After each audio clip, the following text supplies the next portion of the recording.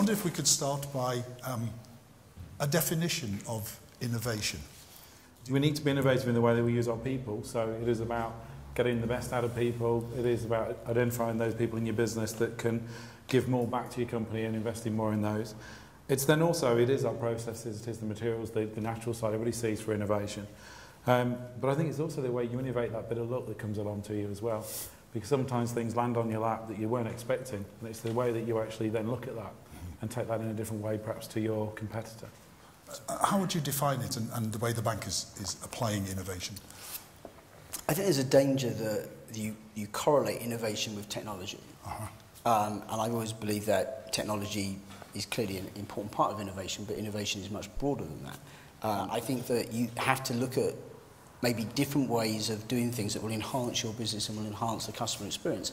That's an innovation. Yeah. How important is the idea of international business to the development of your business? I wouldn't say it's driven our innovation, other than it's introduced us to new customers who have slightly different ways of doing things. And rather than just saying, well, look, we've got this, we do this in the UK, you have it, we try to listen and give them back what they've asked for. My company is technically not an SME. We're a little bit bigger than being an SME. And I find that that SMEs, there is a lot of things out there that they can tap into. And generally speaking, they kind of know about them.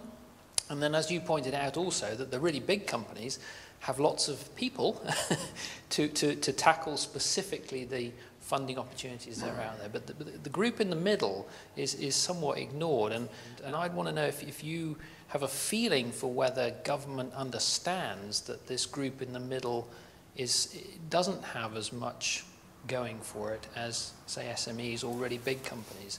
There are various definitions of SMEs, which depend upon which authority, European or UK, you happen to be dealing with. But if we used as a proxy, say 25 million euros has probably been the highest turnover threshold that I've seen, then I think you're right, there is this gap between the guys who are under 25 and the bigger guys. And there is nothing pointed directly at that space. You wouldn't qualify for any of the assisted funding schemes.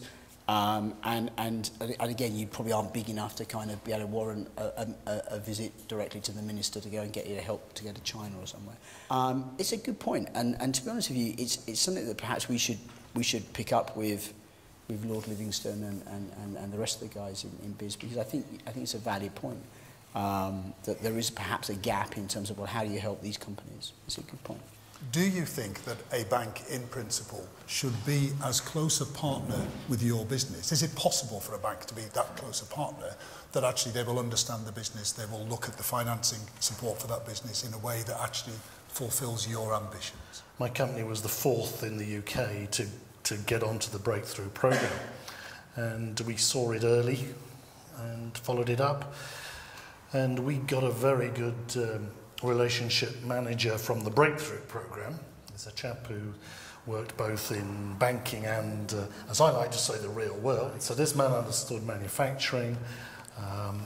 We had a really good relationship going, and he would question very deeply what our motivations were, what our model was, why we thought we could succeed, why we thought we could grow, and we convinced him. We went through the various stages of financial due diligence and whatever. They told us to get an FD, which we did, and we're pretty pleased we did, and so on and so forth.